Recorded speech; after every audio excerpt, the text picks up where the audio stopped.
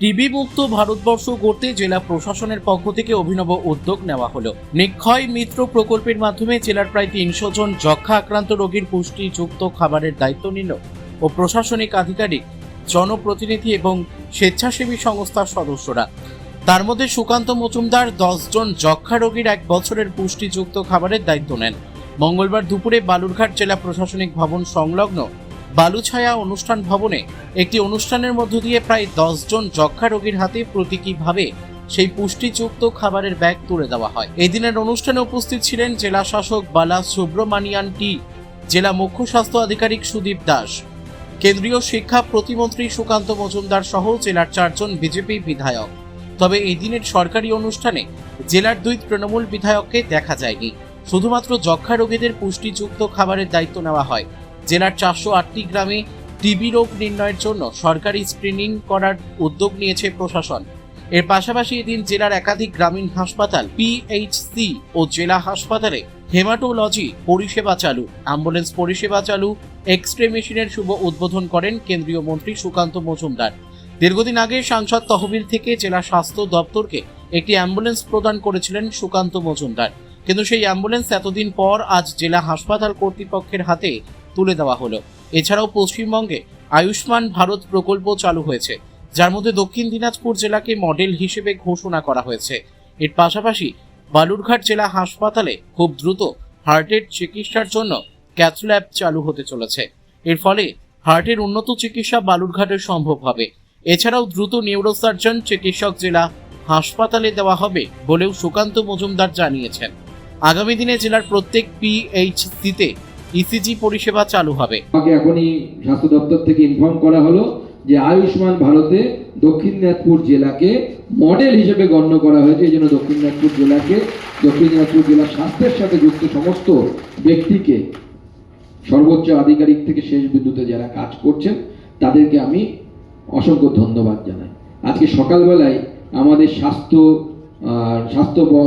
মন্ত্রণালয়ের অর্থাৎ রাজ্য সরকারের স্বাস্থ্য মন্ত্রণালয়ের যিনি প্রিন্সিপাল সেক্রেটারি আছেন স্বরূপ নিগম সাহেব, তিনি ফোন করেছিলেন, কারণ আমি মাননীয় মুখ্যমন্ত্রীকে বলেছিলাম যে আমাদের এখানে হার্টের খুব একটা ব্যবস্থা বালুরঘাট হসপিটালে নেই। তো স্বরূপ সাহেব আমাকে কথা দিয়েছেন খুব শীঘ্রই আমাদের বালুরঘাট জেলা হসপিটালে ক্যাথ ল্যাবকে এখানে আগামী দিনে লাগু করা হবে, তার প্রচেষ্টা উনি শুরু করছেন। এর ফলে বহু মানুষ উপকৃত হবে এবং মাননীয় মুখ্যমন্ত্রীও বলেছেন যে দক্ষিণ দিনাজপুর জেলার স্বাস্থ্য ব্যবস্থাকে উন্নত করার জন্য যা যা সহযোগিতা প্রয়োজন, আমাদের নেফ্রোলজিস্টেরও ডিমান্ড ছিল, কিন্তু নেফ্রোলজিস্ট গোটা পশ্চিমবঙ্গেই কম, পাওয়া যাচ্ছে না। পাওয়া গেলে আবার নতুন রিক্রুটমেন্ট হলে, বা উনি বলেছেন আমাদের হেলথ সার্ভিসে যদি কোনো নেফ্রোলজিস্ট অ্যাভেলেবল থাকে তাহলে উনি পাঠানোর ব্যবস্থা করবেন।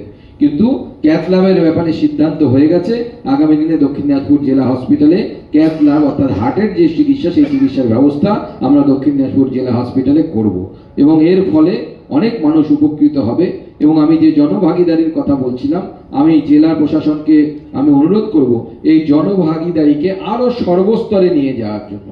আমরা এই ক্ষেত্রে কি করি, কোনো বিজনেসম্যানের কাছে অ্যাপ্রোচ করি সিএসআর এর জন্য, অন্য কাউকে অ্যাপ্রোচ করি, আমরা অতি সাধারণ যারা তাদেরকেও আমরা অ্যাপ্রোচ করি। 10 জন মিলে একজন পেশেন্টের দায়িত্ব নিতে পারে কিনা, এই রকম মানুষকে আমরা প্রত্যেকটি স্কুল টিচারকে কাছে অ্যাপ্রোচ করি, অধ্যাপকদের কাছে অ্যাপ্রোচ করি, সরকারি কর্মচারীদের কাছে অ্যাপ্রোচ করি। একা না পারলে 5 জন মিলে, 3 জন মিলে যদি একজনকে দায়িত্ব নেয় গোটা বছরে, তাহলেও সেটা একটা বিরাট বড় দায়িত্ব হবে বলে আমার বিরাট বড় কাজ হবে বলে আমার মনে হয়। এবং তার সাথে সাথে আমাদের এই জেলা স্বাস্থ্য ব্যবস্থায় একটা অ্যাম্বুলেন্সটা আজকে থেকে ব্যবহার হবে সঠিকভাবে, যেটা অত্যন্ত গুরুত্বপূর্ণ। তার সাথে সাথে যে এআই এনেবলড এক্স-রে যে মেশিন ব্যবহার হচ্ছে, অত্যন্ত আমার মনে হয় এটা সময় উপযোগী অ্যাপ্রোচ, কারণ বর্তমানে আর্টিফিশিয়াল ইন্টেলিজেন্স ছাড়া এই পৃথিবীর অস্তিত্ব ভাবা সম্ভব নয়। এমনকি আমি সকালে অনলাইনে একটি এরকম প্রায় 4 কোটি টাকা খরচ করে কলকাতাতে একটি এআই ট্রেনিং সেন্টার, যেখানে বিনামূল্যে এআই ট্রেনিং দেওয়া হবে, সেখানে তার শুভ উদ্বোধন আমার হাত দিয়েই, যদিও ভার্চুয়ালি আমি করে এসেছি। সেই জন্য এআইকে আমরা অস্বীকার করতে পারি না। এআইয়ের ব্যবহার আমার মনে হয় স্বাস্থ্যক্ষেত্রে, শিক্ষাক্ষেত্রে অত্যন্ত সফলতার সাথে হতে পারে।